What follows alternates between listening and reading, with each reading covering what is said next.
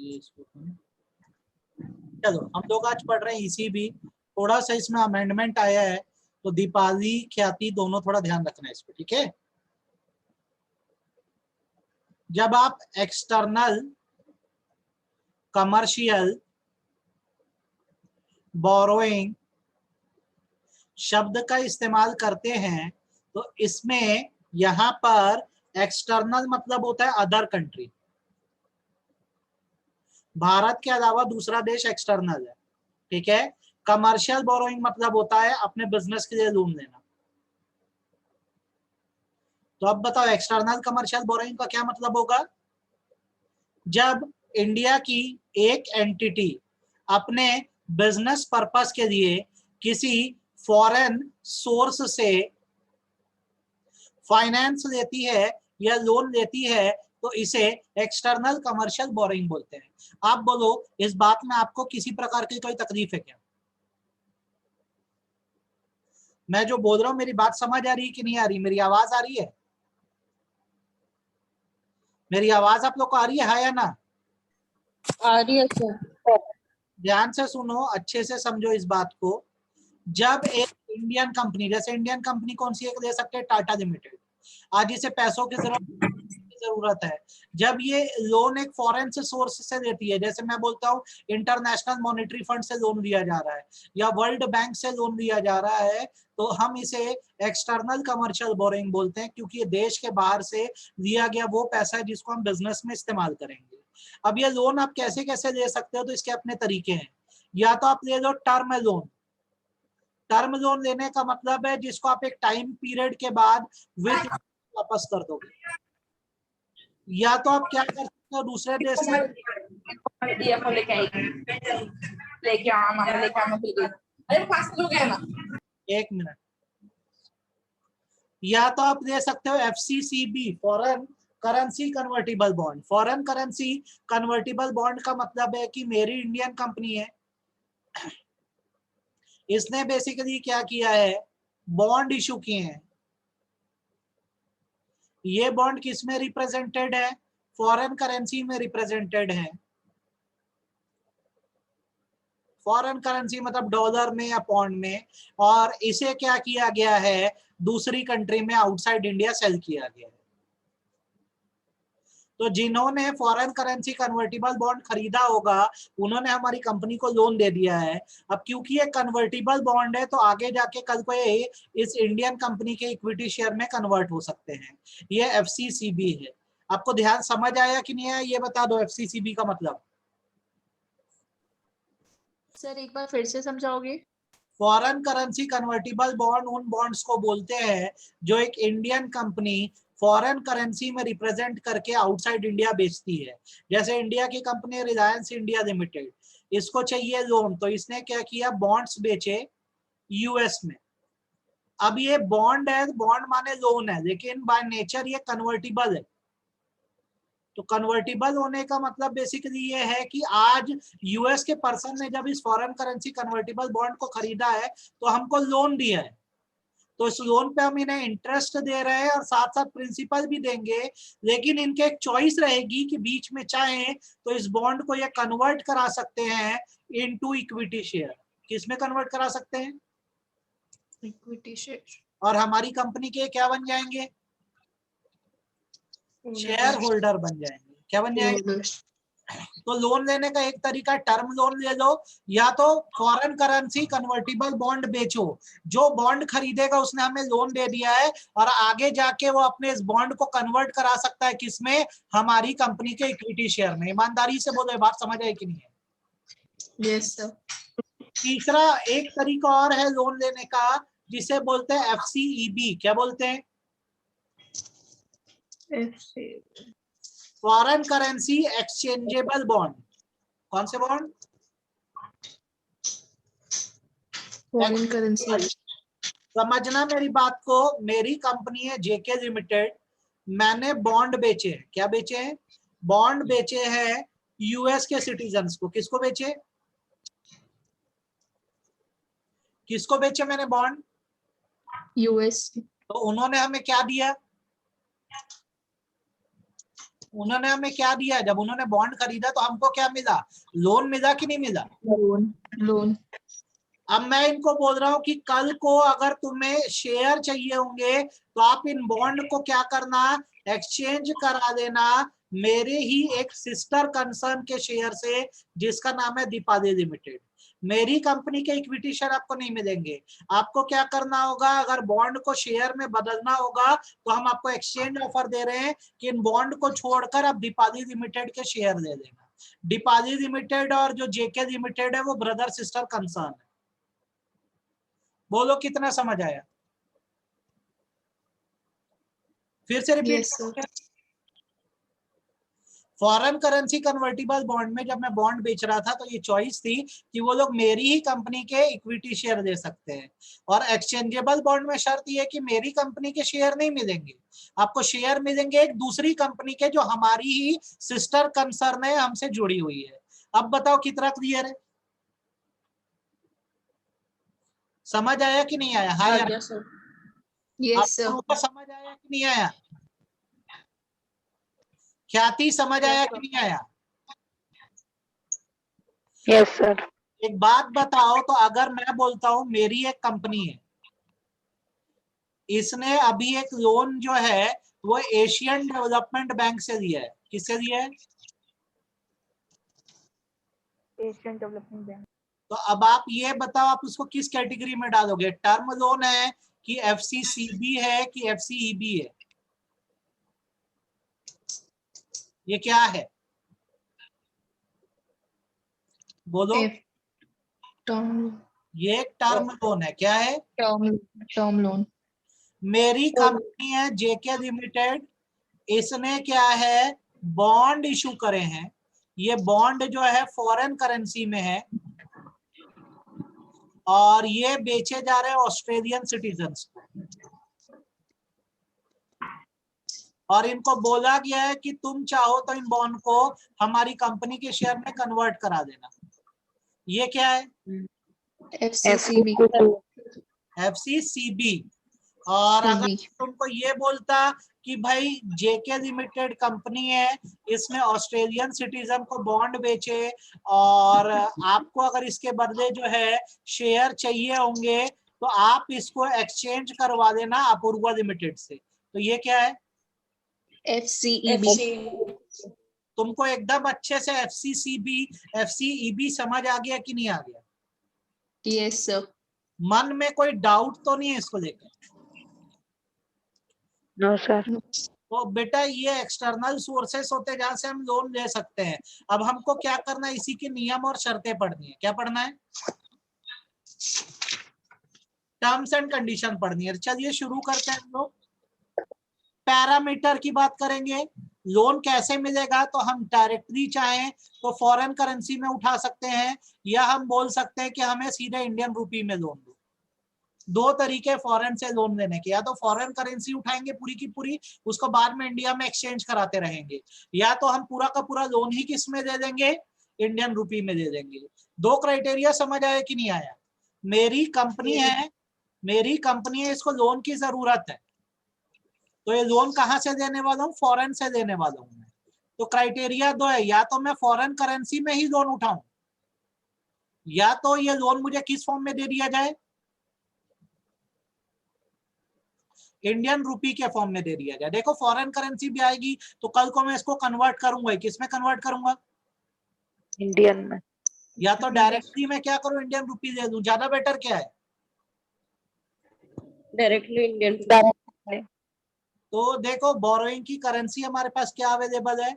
एक तो कोई भी फ्रीली कन्वर्टिबल फॉरेन करेंसी हो जिसको कल को हम इंडियन रूपी में कन्वर्ट कर सके, या तो डायरेक्टली ही हम क्या करेंगे? इंडियन रूपी दे देंगे। आप बता दो, कोई दिक्कत? नो। तो फॉरेन करेंसी में कैसे कैसे पैसा दे सकते हैं? तो या तो हम ले सकते हैं लोन। क्या दे सकते हैं? लोन। ये लोन का मतलब होगा बैंक लोन। ये फ्लोटिंग चार्ज पे भी हो सकता है, फिक्स चार्ज पे भी हो सकता है। फिक्स और फ्लोटिंग चार्ज समझते हो कि नहीं समझते हो? Yes sir. है ना? उसके अलावा और क्या तरीका है? एफसीसीबी इशू कर दो। एफसीसीबी का मतलब समझ गए हो कि समझाना पड़ेगा? समझ गए सर। या तो एफसीईबी इशू कर दो। समझाना पड़ेगा कि समझ गए हो? Yes, sir. और भारतीय रुपए में ही लोन चाहिए तो आप बैंक से जाके लोन ले लो। अब यहाँ पे फिक्स चार्ज रखो या फ्लोटिंग चार्ज रखो, या तो डिबेंचर इशू करो या तो प्रेफरेंशियल इशू करो। इस सिचुएशन में आपको क्या होगा, इंडियन करेंसी में लोन मिल जाएगा। चलो पूरी बात रिपीट करते हैं। लोन लेने के दो तरीके, एक तो फॉरेन करेंसी में लो या तो दूसरा इंडियन रुपी में लो। फॉरेन करेंसी में लेना है तो तरीका क्या है, तो बैंक लोन के थ्रू करोगे, या तो एफसीसीबी बेचो, करेंसी कन्वर्टिबल बॉन्ड बेचो, या एफसीईबी बेचो। दोनों की मीनिंग ये दे दी। और यदि इंडियन रुपी में ही चाहिए तो भैया आप लोन ले लो या बॉन्ड बेच दो या डिबेंचर बेच दो या प्रेफरेंस शेयर बेच दो। ईमानदारी से बोलो, मेरी बात समझ आई कि गई सिर के ऊपर से? आ Yes, गई sir. सर। आ गई। तो देखो करेंसी कौन सी इस्तेमाल करना है, तरीका क्या है, दो चीजें हो गई। अब एलिजिबल बोरोवर की बारी आती है। फॉरेन करेंसी में कौन कौन लोन उठा सकता है? तो हर वो एंटिटी जिसको फॉरेन डायरेक्ट इन्वेस्टमेंट करना अलाउ कर दिया गया है, मतलब भारत का कोई भी ऐसा सेक्टर जिसमें दूसरे देश से इन्वेस्टमेंट आ सकता है, वो फॉरेन करेंसी में लोन उठा सकता है। इसके अलावा ये सारी जो एंटिटीज हैं, ये सब फॉरेन करेंसी में लोन ले सकती है। मतलब एफसीसीबी इशू कर सकती है, एफसीईबी इशू कर सकती है। पोर्ट्स जैसे सी पोर्ट, एयरपोर्ट अथॉरिटी, उसके बाद एसईजेड के units, small industrial development bank of India, Exim bank of India. Exim मतलब होता है एक्सपोर्ट इंपोर्ट बैंक। कौन सा बैंक? ये सारे एलिजिबल बोरोवर है। ये लोग चाहें तो लोन जो है वो फॉरेन करेंसी में उठा सकते हैं। इंडियन करेंसी में कौन उठा सकता है? तो इंडियन करेंसी में वो उठा सकती हैं बेसिकली जो कैटेगरी ए में आती है, मतलब ये सारे लोग, ये सारे। प्लस इसमें ऐड हो जाते हैं हमारे देश की कुछ रजिस्टर्ड एंटिटीज, जैसे माइक्रो फाइनेंस एक्टिविटीज करने वाली organisation, non profit organisation, society, trust, cooperative, NGO, ये सब इंडियन रुपी में लोन ले सकते हैं। चलिए बात को रिपीट करते हैं। फॉरेन करेंसी में लोन लेना है तो कौन ले पाएगा? हर वो एंटिटी जिसमें एफडीआई अलाउ है, मतलब फॉरेन डायरेक्ट इन्वेस्टमेंट अलाउ है, प्लस पोर्ट, एसईजेड, सिडबी मतलब small industrial development bank of India, और एक्सिम बैंक। और जब इंडियन रुपी वाले लोन लेने की बात आएगी तो इसमें ये सारे, प्लस और इसमें क्या ऐड हो गया, non profit companies, society, trust, cooperative society, NGO. आप बताओ कितना क्लियर है? Yes. अच्छे से क्लियर है कि दोबारा रिपीट करना पड़ेगा? अच्छा, ये ना सारे पॉइंट्स को एकदम अच्छा फ्रेमवर्क को दिमाग में बिठा दो। लोन लेने के दो तरीके फॉरेन से, एक तो फॉरेन करेंसी में डिनोमिनेटेड लोन लो, बाद में उसको इंडिया में कन्वर्ट कराना, या तो डायरेक्ट इंडियन रुपी ले लो। ठीक है, कौन ले सकता है एलिजिबल बोरोवर, ये समझ गए। अब आ जाओ एलिजिबल लेंडर पे। कौन दे सकता है दूसरे देश से हमको लोन? तो आप याद रखना, आपको लोन वहीं से लेना है जो एफएटीएफ के थ्रू कंप्लायंट कंट्री है। अब आप बोलोगे सर आपने जो बोला बिल्कुल समझ नहीं आया, तो आपको जब मैंने एक चैप्टर पढ़ाया था जिसका नाम था मनी लॉन्ड्रिंग, सबने पढ़ा है मुझसे चैप्टर? Yes, sir. तो उसमें आपको एक अथॉरिटी के बारे में मैंने बताया था, याद आ रहा है क्या? Yes, sir. Yes, sir. पूरे दुनिया में मनी लॉन्ड्रिंग रोकने का काम कौन करता है? FATF. एफएटीएफ का क्या फुल फॉर्म है? Financial action task Task force. force. तो आपको बेसिकली ये ध्यान रखना है कि आप इंडिया में रह रहे हो, आपको चाहिए लोन, है ना, फॉरेन से, तो आपको वही कंट्री लोन दे पाएगी जो एफएटीएफ की व्हाइट लिस्ट में आती है। किस में आती है? व्हाइट लिस्ट मतलब होता है कंप्लायंट कंट्री, जहां पैसों की हेरा फेरी नहीं होती है और जिसकी इमेज एफएटीएफ के सामने बहुत अच्छी बनी हुई है, वही कंट्री भारत में लोन दे सकती है, वही हमारे रिकॉग्नाइज्ड लेंडर हो सकते हैं। आपको मेरी बात कितनी समझ आई ये बताओ? Yes, sir. अब आपको एक छोटा सा एग्जांपल देता हूँ। कुछ देश है, मैं नाम लिख रहा हूँ, लीबिया, इराक, सीरिया, पाकिस्तान, ये सब देश एफएटीएफ की ब्लैक लिस्ट में आते हैं। किस में आते हैं? Blacklist. पाकिस्तान ग्रे लिस्ट में आता है। किस में आता है? Grey. अब बताओ ये भारत में लोन दे सकते हैं कि नहीं एंटिटीज को? नहीं. क्यों नहीं दे सकते? ब्लैक क्योंकि वो जाते हैं। तो आप ये बात सीखे कि नहीं सीखे ये बताओ। Yes sir.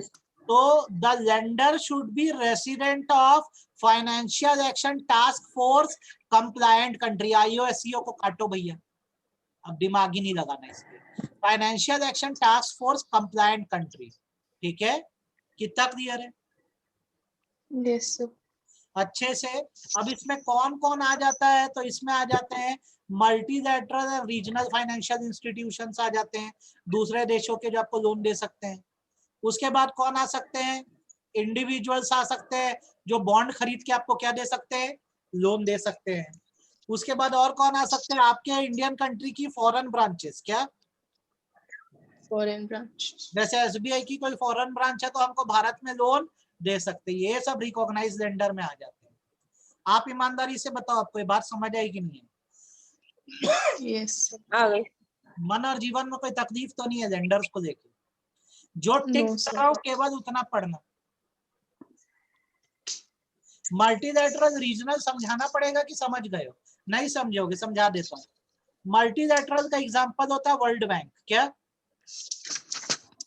World bank. IMF, international monetary fund, ये पूरी दुनिया में फाइनेंस करने का काम करते हैं, इसलिए इनको मल्टीलैटरल बोला जाता है। रीजनल फाइनेंशियल इंस्टीट्यूशन में हो सकता है अमेरिकन बैंक। कौन हो सकता है? American bank. क्योंकि एक रीजन में पड़ता है, कहा? US में। कितना क्लियर है? Yes sir. तो अभी आपने क्या क्या पढ़ लिया? ECB क्या है ये समझ आया कि नहीं है? पहले ये बताओ। Yes sir. ECB कैसे दे सकते हैं, समझ आया कि नहीं आया? फॉरेन करेंसी में भी और इंडियन रुपी में भी। बताओ ये बात समझ आई कि नहीं है? Yes sir. तरीका समझ आया? फॉर्म समझ आया? बोरोवर कौन हो सकता है, लेंडर कौन हो सकता है, समझ आया कि नहीं आया? Yes sir. आ गया। अब छोटी बात पे आते हैं, मैच्योरिटी पीरियड क्या होना चाहिए। तो यहाँ पर बेटा याद रखना, देखो एवरेज मैच्योरिटी पीरियड दिया है। एवरेज मैच्योरिटी पीरियड मतलब इससे ज्यादा भी हो सकता है और कम भी हो सकता है। तो आपने अगर एक्सटर्नल कमर्शियल बोरोइंग करी है, मतलब कोई भी फॉरेन लोन लिया है, क्या दिया है? Foreign loan. तो इसका एक एवरेज पीरियड है 3 साल का। कितने साल का? 3 साल। विद इंटरेस्ट वापस करना है अपने को, कोई दिक्कत? पर जैसा कि मैंने बोला एवरेज है, मतलब ये बढ़ भी सकता है और कम भी हो सकता कम भी हो सकता है। पहले बताइए, कोई दिक्कत? है। No sir. अब अलग अलग ऑर्गेनाइजेशन के लिए देखो रीपेमेंट पीरियड दे दिया है। ऊपर तो बोल दिया कि सबके लिए एवरेज 3 साल है, लेकिन नीचे कैटेगराइज कर दिया। जैसा अगर कोई मैन्युफैक्चरिंग कंपनी है इंडिया में, टाटा स्टील्स लिमिटेड एग्जांपल दे देते हैं। अगर इसने फॉरेन से लोन लिया है, Tata steels limited steel manufacture करती है, अगर इसने फॉरेन से लोन लिया है $50 मिलियन तक का, कितने तक का? 50 मिलियन यूएस। तो 1 साल के पीरियड में वापस करना होगा। कितने साल के पीरियड में? 1 साल। आप बताओ पहले, इसमें आपको कोई दिक्कत है क्या? नो इसमें कोई दिक्कत है? सेकंड, अगर आपने फॉरेन के किसी शेयर होल्डर से लोन लिया हुआ है वर्किंग कैपिटल रिक्वायरमेंट को पूरा करने के लिए या जनरल पर्पस के लिए, किसके लिए? For normal running of the business, तो 5 साल के पीरियड में वापस करोगे। कितने साल के पीरियड में? 5 साल।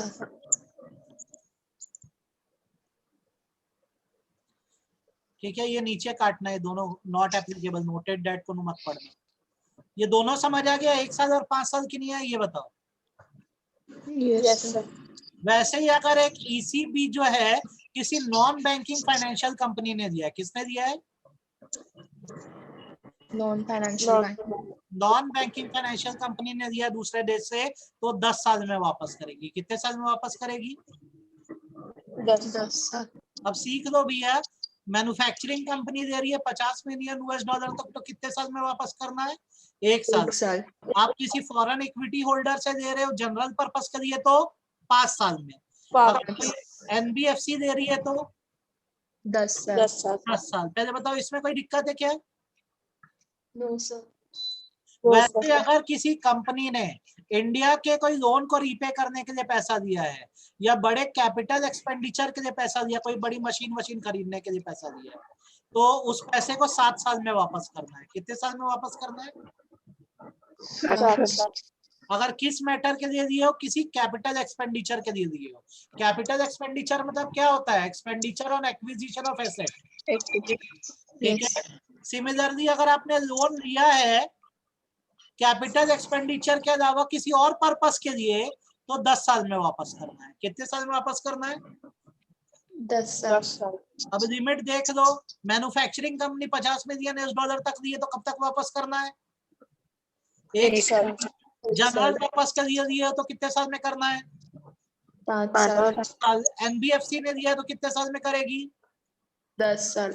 अगर कैपिटल एक्सपेंडिचर के लिए है तो 7 साल। अदर देन कैपिटल एक्सपेंडिचर के लिए है तो 10 साल। आपको ये सीजिंग याद हो जाएगी कि नहीं, पहले ये बताओ, लिमिट याद हो जाएगी? Yes sir. आप अपने नोट्स में ऐसी काटापीटी कर दो ना थोड़ा सा, इसकी रिकॉर्डिंग भेज दूंगा, पॉज कर करके कर दोगे? Yes sir. अब जैसे ये कर दिए ना, तो इसके बाद क्या करना, नीचे आना, एंड यूजेस पे आना। यहाँ पे क्या लिखा हुआ है, क्या लिखा है यहाँ पर? नेगेटिव। मतलब ये सब नहीं कर सकते। अगर आपने फॉरेन से लोन लिया है तो ये एक्टिविटीज आप नहीं कर पाओगे उस पैसे से। एग्जांपल, मेरी एक कंपनी है जेके लिमिटेड, इसने मान लो फॉरेन के सोर्स से 500 करोड़ दिए। कितना दिया है? 500 करोड़। तो मैं इस 500 करोड़ रुपए से ये सारे काम नहीं कर सकता। रियल एस्टेट एक्टिविटी में इस पैसे को नहीं लगा सकता। बोलो कोई तकलीफ? No sir. मैं इंडियन कैपिटल मार्केट में इन्वेस्ट नहीं कर सकता। कोई तकलीफ? No sir. मैं किसी कंपनी के इक्विटी शेयर में इन्वेस्ट नहीं कर सकता। बोलो कोई तकलीफ? आप बताओ, तीनों पॉइंट समझ आया कि गए सिर के ऊपर से? सर आ गया। उसके बाद मैं वर्किंग कैपिटल पर्पस में तो यूज करूंगा, लेकिन मुझे ये बात याद रखनी है कि जनरल कॉर्पोरेट पर्पस होना चाहिए। जनरल कॉर्पोरेट पर्पस मतलब मेरी कंपनी से रिलेटेड काम हो, उसके अलावा कोई और काम नहीं हो। जनरली नहीं इस्तेमाल कर सकते। कॉर्पोरेट पर्पस से यूज करो, उसके अलावा कहीं और इस्तेमाल मत करना। बोलो कोई दिक्कत? No sir. ठीक है। उसके अगले 2 पॉइंट काटना है, अपने को नहीं करना है। लास्ट करना है, हम इसी पैसे को किसी और को लोन पे देना चाह रहे हैं, तो ये चीज अलाउ नहीं है। लेंडिंग टू एंटिटीज मतलब ये जो पैसा 500 करोड़ दिया इंडिया में, मैं दीपाली लिमिटेड को लोन पे देना चाहता हूँ, दे पाऊंगा कि नहीं दे पाऊंगा? अलाउ नहीं है, नहीं कर सकता। कितना क्लियर है? Yes sir. कहाँ कहाँ पैसा नहीं लगा सकते, कहाँ कहाँ बताओ? रियल एस्टेट, इन्वेस्टमेंट में, वर्किंग कैपिटल पर्पस के लिए, लेकिन वहां लगा सकते हो कब? जब वो आपका कॉर्पोरेट पर्पस, दूसरों को लेंड नहीं कर सकते। बोलो कोई दिक्कत? No sir. आप ना पहले इतना शांति से पढ़ लो, आज क्या क्या पढ़ डालो, ईसीबी क्या है पढ़ लो, उसका फ्रेमवर्क एकदम अच्छे से पढ़ लो, ये चैप्टर से आए। लेंडर पढ़ लो, ठीक है, बोरोवर पढ़ लो, एवरेज पीरियड पूरा देख डालो, और नेगेटिव लिस्ट कर दो। इतना कर पाओगे? रिकॉर्डिंग अभी थोड़ी देर में भेज दे रहा हूँ, और रात को अभी 8:30 बजे सब लोग यार अटेंड करो कंपनी लॉ का सेशन, ठीक है? क्वेश्चन सॉल्व करेंगे, ठीक है? Yes sir. ठीक। अब ये जो बचा हिस्सा है इसको कल अपन खत्म करेंगे इसका, ठीक है? इतने रिकॉर्डिंग भेज रहा हूँ, देख लो पहले, बन जाएगा? Yes sir. करो, ठीक। Thank you sir. Thank you sir.